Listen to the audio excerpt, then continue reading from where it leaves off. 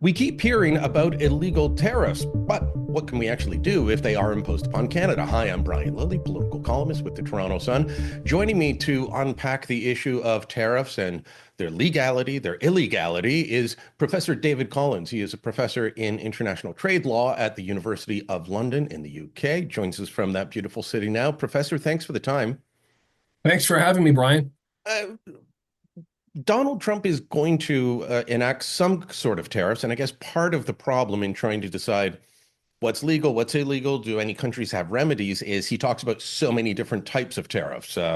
There's the reciprocal ones that he was signing an executive order on when I was down in Washington last week. There's the steel and aluminum tariffs slated to come in a few weeks. Then there's the other tariffs that could go on everything. So uh, the steel and aluminum ones, he uses what's called Section 232 and declares it's a national security issue.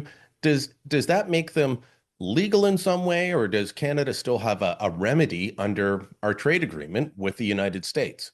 Well, this is one of the most controversial areas of international trade law now. It's the notorious Article 21 of the GATT, the General Agreement on Tariffs and Trade, which, of course, is the original trade agreement from the mid 20th century. And that provision essentially allows countries, the way it's worded, to do whatever they want if it's in the interest of essential security. And it's framed in what's known as self-judging language. So this means that the country can determine whether or not there's an essential security emergency. So, in theory, that provision would provide cover for potentially any kind of trade action that the U.S. president or any other country would enact. But then you have a question of, is that justiciable? Meaning, could one of the WTO panels, could the WTO court hear a case about whether or not that was legitimate? And they could, but I think it would be very, very hard for another country to successfully bring a claim against the US on the basis that Article 21 had been breached. In fact, it wasn't Well, an essential security and situation. wouldn't they just ignore any ruling they didn't like anyway? Yes. Yes, that's the unfortunate thing about international law is it's only really functional insofar as states are prepared to follow through with it. And of course, in a way, sadly, the US was one of the initial creators of the World Trade Organization, the international rules-based order for international trade. But no, I think you're absolutely right. It's very unlikely that the US would adhere to a ruling of a WTO panel were they to lose. And they've ignored them in the past, as have other countries, to be fair. But yeah, it's only going to account for so much. One thing I know about trade law, and it would be a thimble compared to you, is that countries like to complain to each other and about each other on these panels, whether it's the WTO or the CUSMA, USMACA, whatever we're calling NAFTA now.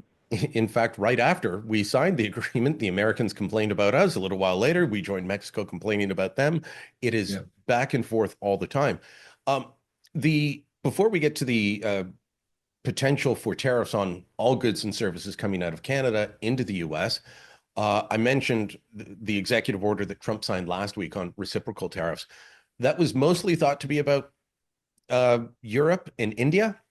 And I actually understand where he's coming from on this. They have some very high tariffs on American goods, and the Americans have low tariffs on those goods. And his view seems to be, well, we'll charge you whatever you're charging us, so let's make it fair. Is that something that these countries can complain about to the WTO? I mean, if India is charging, I think it was on motorcycles, 100% tariff, and the Americans charge a 5% tariff on Indian motorcycles, I think there is an issue of fairness there. That doesn't seem like a good deal for anyone. No, you're right, but I think the issue here is that it's not so much the word complain. You wouldn't complain to the WTO because nothing has been done illegally. What's happened is India simply hasn't made as profound tariff commitments as what the US has done. And India is probably amongst the worst offenders, certainly of the big economies. All this means is those countries have bound higher tariff levels as part of their WTO commitments. They haven't done anything wrong. It's just that's what was negotiated. And what President Trump is saying is, well, we're just not happy with that. It's not fair. In theory, the solution would be, well, let's all go to the WTO in Geneva and let's have a meeting and let's negotiate to have the tariffs down, down, down, down. He's not doing that. He's saying, no, we're going to tariff you unless you drop them.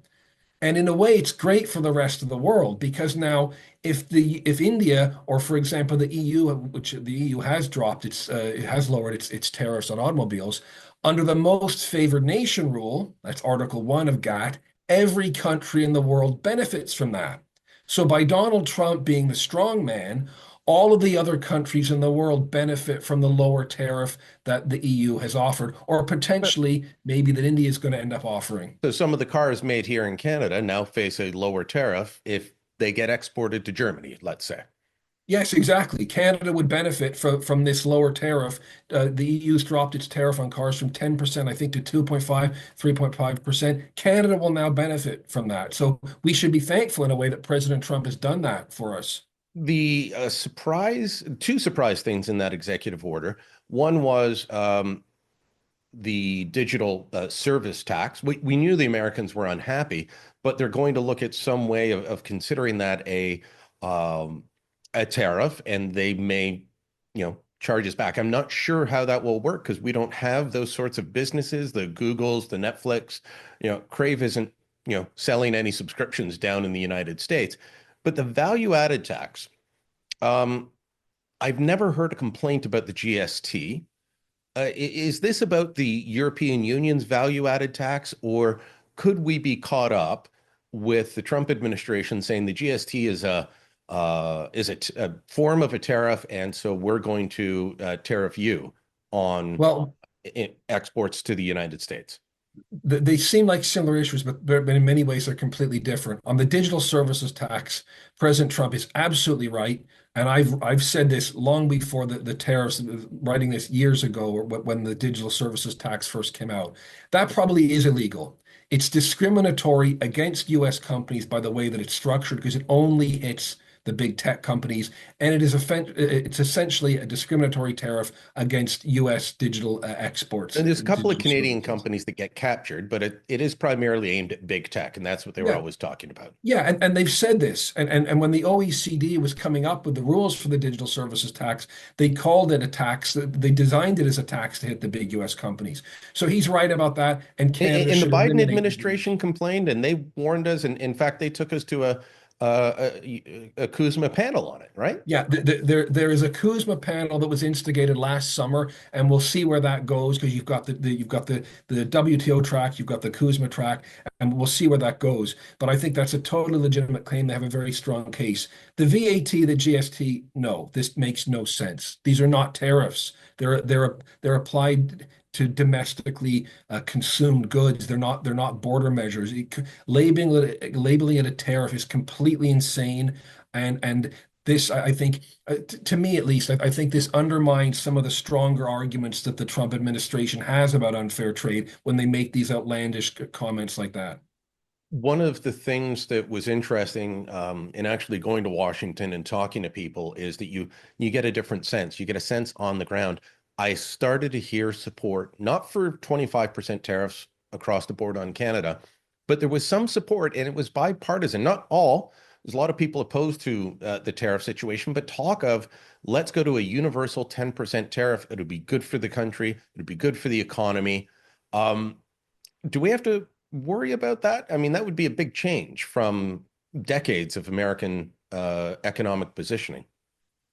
Well, in my opinion, and I think most economists would support me on this, there's no good tariffs. The tariffs are really a damaging policy. 10% is better than 20% across the board. In theory, I guess it might be somewhat easier to administer. It might be more predictable and easier to adapt to, but all tariffs are damaging. And in the case of US tariffs, Canada is going to be hit very hardly because Canada is so deeply interlinked with the US economy. So there's really no good answer. If we could negotiate down from 25 to 10%, I think that would be a major achievement. But ultimately, tariffs are going to be damaging. And of course, the Americans are going to suffer as well. They won't suffer as much as the Canadians do, but it's going to be more expensive for American consumers. And it's going to decimate all these supply chains that have Yeah, been in well, the existence for all these thinking that I years. was hearing, and this is what worries me, is the thinking supporting it is no, it won't be more expensive for us because our dollar will go up in value and your dollar and everyone else's currency will go down in value. So in the end, our purchasing power gets bigger. and you're going to absorb the cost. That's worrisome because that's the thinking driving this. And if that happens, they'll be right, and we're going to be hurt badly. Well, I think with respect to the Americans, I suspect that the analysis that you just articulated, which I think is potentially broadly accurate in terms of obviously if the Canadian currency is devalued, it makes Canadian exports more attractive. I doubt very much that was actually featuring in the American strategy behind the tariffs. I think maybe they're obviously aware that that could cushion some of the blow, and it might cushion the blow for us. But I think ultimately what the plan is here is it's to use the tariff as leverage, probably for the USMCA renegotiation. And I would suspect this will be similar to what happened in 2018. We'll see a newer version of the USMCA in which Canada has probably made some concessions that it might not have otherwise made to deal with the tariffs. And is that perhaps our best remedy long term? Not the WTO, not a panel, just renegotiate the deal. Well, I think absolutely go with the WTO cases. China apparently has brought or is bringing a claim against the U.S. for the tariffs that it imposed on China. I would say absolutely instigate the WTO and USMCA complaints because I'm a believer in using international mechanisms to resolve disputes. Probably won't go anywhere, but yes, I think to answer your question, the renegotiation of the USMCA is probably Canada's best bet. And I would suggest that that be brought forward. It's supposed to happen in 26. Let's do it now. It would help, obviously, to have a functional federal government in Canada, but that's something that should be done soon. All right, Professor, thanks so much for the time today. Thanks a lot. Let us know what you think about what you heard. Drop a comment down below, share this on social media, and don't forget to subscribe to our channel.